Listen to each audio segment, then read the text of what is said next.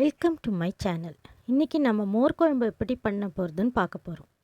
முதல்ல ஒரு பாத்திரத்தில் தனியா,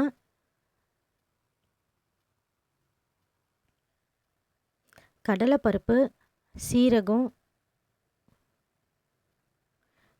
மிளகு, பச்சரிசி இதெல்லாம் தண்ணி ஊற்றி ஒரு அரை மணி நேரம் ஊற வச்சுக்கோங்க. அப்புறம் தேங்காய், பச்சை மிளகா, நம்ம ஊற வச்சது எல்லாத்தையும் சேர்த்து ஒரு நல்ல பேஸ்ட்டாக அரைச்சி வச்சுக்கணும்.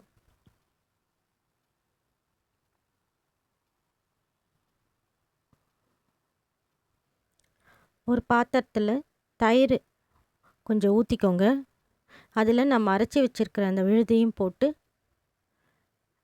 மிக்ஸ் பண்ணி வச்சுக்கணும். தேவையான அளவு தண்ணியும் ஊற்றி நல்லா கடைஞ்சி வச்சுக்கோங்க. ஒரு பேனில் எண்ணெய் ஊற்றி அதில் கடுகு, சிவப்பு மிளகா, கருவேப்பிலை, அதுலேயே கொஞ்சம் கொத்தமல்லியும் போட்டு வெண்டைக்காய் போட்டு கூடவே உப்பையும் போட்டு நல்லா வதக்குங்க.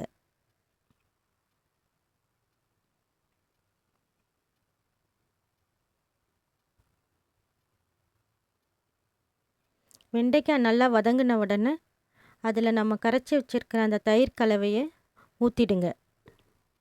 அது கூடவே கொஞ்சம் மஞ்சள் பொடியை போடுங்க.